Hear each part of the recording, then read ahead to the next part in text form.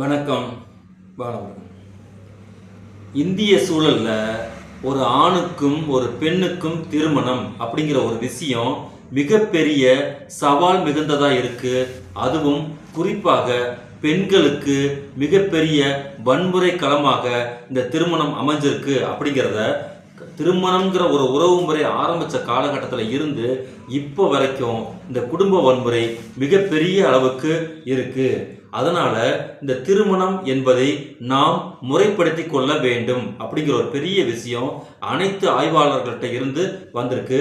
இன்னைக்கு திருமணம் சம்பந்தமான ஒரு அற்புதமான ஒரு பகிர்வை திண்டுக்கல்ல இருந்து விஜி அப்படிங்கிற ஒரு நமக்கு வழங்கியிருக்காங்க. அது என்னங்கிறத பார்க்கலாம்.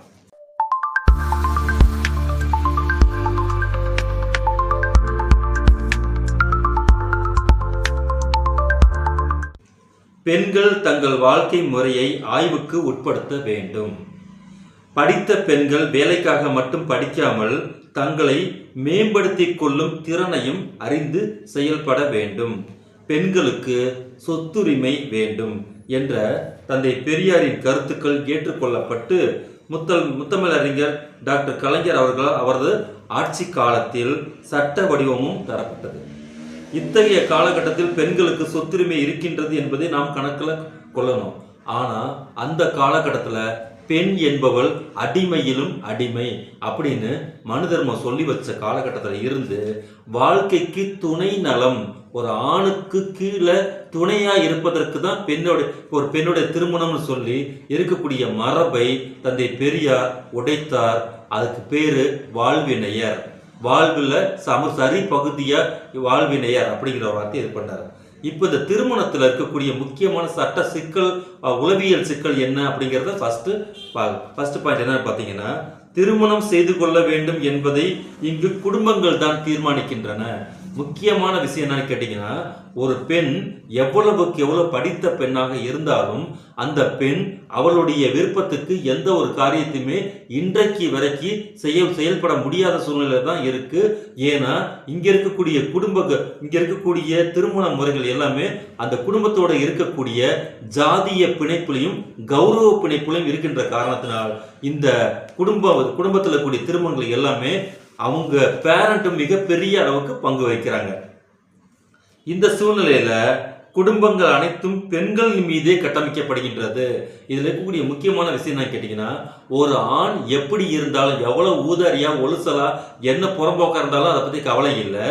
ஆனா ஒரு பெண் அதற்கு நேர் மாறாக மிக மிக ஒழுக்கமானவளும், குறைந்தபட்சம் 5 மணிக்கு 4 மணிக்கு அவள் எந்திரிச்சாமா முழுக்க ஃபுல்லா தலை குளிச்சு ஃபுல்லா புடவை நைட்டிலாம் போடக்கூடாது, புடவை கட்டி தலை நிறைய பூ வச்சுட்டு வந்து கணவனுக்கு தூங்கிட்டு இருக்கக்கூடிய கணவனுக்கு பெட் காஃபி கொடுக்கக்கூடிய அளவுக்கு தான் இன்னைக்கு வரைக்கும் 10ஆம் பசலைத்தனமான சிந்தனைகள்ல தான் இந்த குடும்ப அந்த அமைப்பு பெண்கள் மீது கட்டப்பட்டிருக்கக்கூடிய இந்த பொறுப்பு அமைப்பு இருக்கு பார்த்தீங்கல்ல, நிலவிக்கிட்டு இருக்கு. 3வது விஷயம் என்ன கேட்டீங்கன்னா, திருமணத்துக்கு முன்பு பொருளாதார தற்சார்பு நிலைக்கு பெண்கள் வந்த பின்போ திருமணமோ குழந்தை பேர இருக்கும்படி ஒவ்வொரு பெண்ணும் உறுதியான மனநிலையில் இருக்க வேண்டும் அப்படிங்கிற ஒரு விஷயத்த தந்தை பெரியார் ஆரம்ப காலகட்டத்திலே சொல்லியிருந்தாரு. இங்கே இருக்கக்கூடிய முக்கியமான விஷயம் என்னன்னு கேட்டீங்கன்னா, ஃபர்ஸ்ட் செட்டப்பு ஒரு திருமணம் நடந்து முடிந்து விட்டது என்றால் அந்த திருமணத்துல கரெக்டா 10 மாசத்துல அந்த பெண்ணுக்கு குழந்தை பிறந்தே ஆக வேண்டும். இதுதான் இருக்கக்கூடிய பெரிய பெரிய உளவியல் சிக்கல்.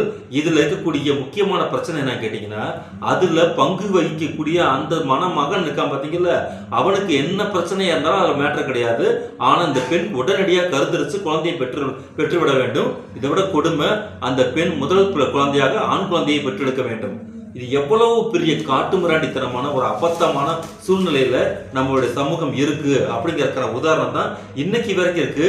இதை விட கேடுகட்ட கொடுமை என்ன கேட்டீங்கன்னா, இந்த டிவியில் இருக்கக்கூடிய சீரியல்ஸ் இருக்கு பார்த்தீங்களா, இந்த சீரியல்ஸ் எல்லாம் என்ன பண்றதுன்னே தெரியல. அவ்வளவுக்கு அவ்வளவு பிற்போக்குத்தனமாக ஒரு 50-100 ஆண்டுகளுக்கு பின்னாடி ஒரு பெண் எந்த அளவுக்கு இருப்பாலும் அந்த ரேஞ்சுக்கு தான் இன்னைக்கு வரைக்கும் டிவி சீரியல் வச்சு ஓட்டிக்கிட்டு இருக்காங்க. இது பெரிய அளவுக்கு அந்த குடும்பத்தில் இருக்கக்கூடிய பெண்கள் இருக்காங்க பார்த்தீங்களா, அவங்கள்ட்ட இந்த மாதிரி சீரியல்ஸ் வந்து பங்கு வகிக்குது அப்படிங்கிறது சமூக குற்ற காப்பகத்துல இருந்து வரக்கூடிய செய்தியே அதுக்கு பொருத்தமா இருக்கு.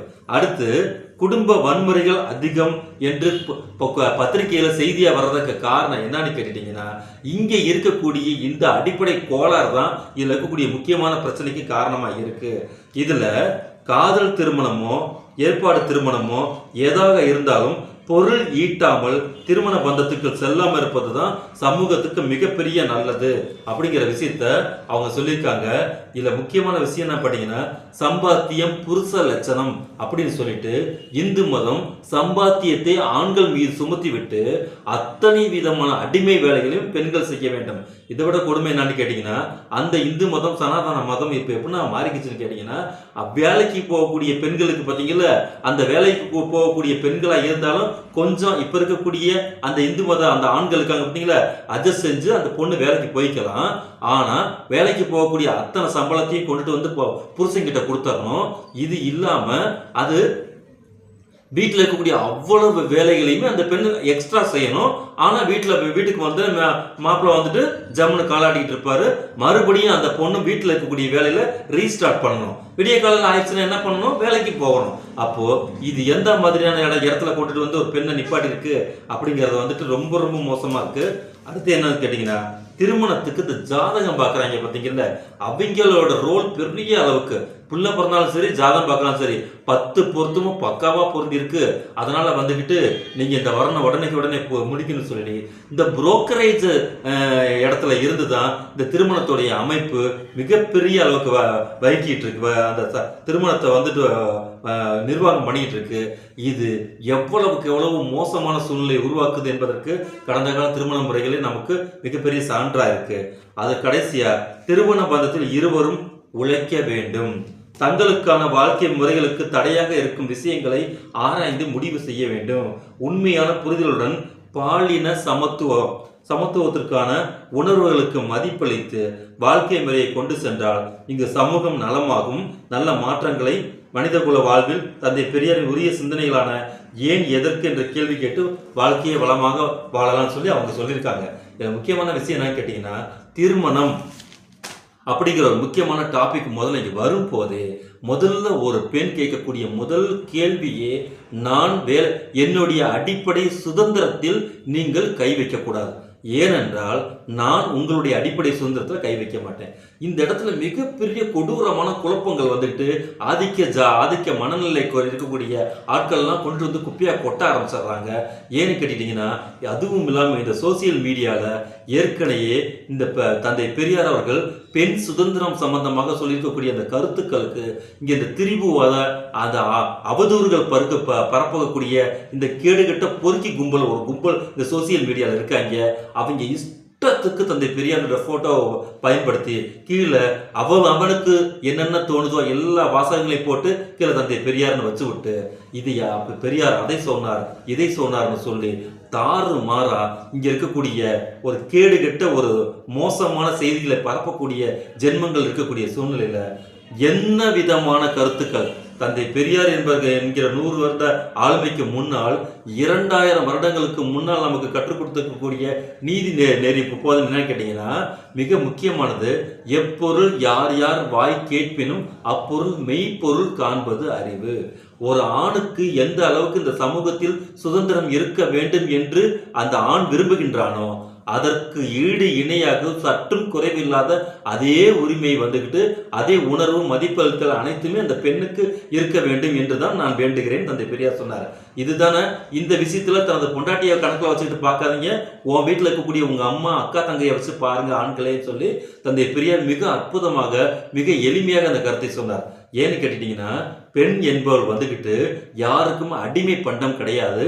முக்கியமாக மதம் என்பது பெண்ணை கேடுகட்டத்தனமாக வரையறை பண்ணி வச்சிருக்கிற காலத்தினாலதான் அந்த மத சிந்தனைக்குள்ளேயே ஊறி வந்திருக்கக்கூடிய காரணத்தினால இந்த மதம் மிகப்பெரிய அளவுக்கு திருமணத்துல பங்கெடுக்குது. அப்படிங்கிற காரணத்துக்காகத்தான் இந்த திருமணத்துல மிகப்பெரிய மோசமான விளைவுகள் உண்டாகுது. ஆணும் பெண்ணும் உற்ற நண்பர்களாக வாழ வேண்டும். அவ்வளவுதான் தந்தை பெரியார் சொல்றது. ஒரு நட்பு நிலையிலேயே நீங்க போயிட்டு வாங்க. அதே மாதிரி வந்து ரூ. 100 சம்பாரிச்சீங்கன்னா ரூ. 25 நீங்க சேமிச்சு வைங்க. ஒரு ஆணும் பெண்ணும் இருவருமே வேலைக்கு போங்க. வேலைக்கு போகக்கூடிய சம்பாத்தியத்தில் ரூ. 100 2 ரூ. 25 எடுத்து பேரண்ட் கிட்ட கொடுத்துருங்க. மிச்சம் ரூ. 50 நீங்க வச்சுக்கோங்க. அதே மாதிரி பெண்ணும் வேலைக்கு போகட்டும். அவங்க சம்பாதிக்கக்கூடிய ரூ. 25 அவங்க பேரண்ட் கிட்ட கொடுக்கட்டும். அப்போ ஒரு குடும்பத்துக்கு தேவையான ஒரு ரூ. 100 உங்ககிட்ட கிடைச்சிருக்கு. அதுல ரூ. 75 ரூ. 50 செலவு பண்ணுங்க. ரூ. 25 அவசர தேவைக்கு வச்சுக்கோங்க. மிச்சம் ரூ. 25 நீண்ட கால சேமிக்க வச்சுக்கிட்டீங்கன்னா இந்த குடும்பத்துல எந்த விதமான பிரச்சனையும் உண்டாகாது. அப்படிங்கிற தந்தை பெரியாருடைய மிகப்பெரிய கருத்துக்களை தான் இந்த இடத்துல நம்ம பொருத்தி பார்க்க வேண்டியிருக்கு. இதை விட முக்கியமான விஷயம், பிள்ளை பேறு என்பது குறைந்தபட்சம் 5 ஆண்டுகளுக்கு மிகாமல் இருக்க வேண்டும். 5 வருஷத்துக்கு மேலதான் பிள்ளையை பெற்றுக்கொள்வதற்கான யோசனையை வந்து ஒரு பெண்ணுக்கு உருவாகணும். 2வது, குழந்தை பேறு என்பது முழுக்க முழுக்க பெண்களுடைய சுதந்திரமும் விருப்பமும். அவங்க விரும்பினா மட்டும்தான் அந்த குழந்தையை பெற்றுக்கொள்ளக்கூடிய விஷயமா இருக்கணும்னு சொல்லிக்கக்கூடிய தத்துவங்கள் எல்லாமே அறிவு சார்ந்த தளத்துல இருந்து இப்போ மிகப்பெரிய அளவுக்கு விவாதிக்கப்பட்டு ஏற்றுக்கொள்ளப்பட்டு அந்த ஏற்றுக்கொள்ளப்பட்ட சம்பவங்கள் மட்டும்தான் மிகப்பெரிய வளர்ச்சியை நோக்கி போய்கிட்டு இருக்கு அப்படிங்கிறத நம்ம பார்க்கிறோம். அதனால திருமணம் அப்படிங்கிற ஒரு அடிப்படையான விஷயத்துக்கான தகுதி என்னன்னு கேட்டுட்டீங்கன்னா, முதல்ல அந்த ஆண் அந்த பெண்ணுக்கு மதிப்பளித்தல் அப்படிங்கிற விஷயம்தான்.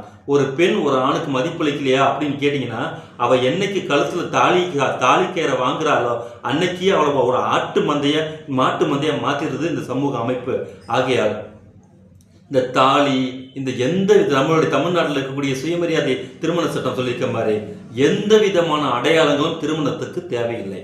இருவருடைய மன ஒப்புதல் இருந்தால் போதும். அதில் முழுக்க முழுக்க விழிப்புணர்வும், அதுக்கு மேலே என்னன்னு கேட்டிங்கன்னா மதிப்பும், ஒருவரை ஒருவர் மதிக்கக்கூடிய விஷயமும் இருந்தால் அந்த திருமணம் மிகச்சிறப்பாக அமையும்.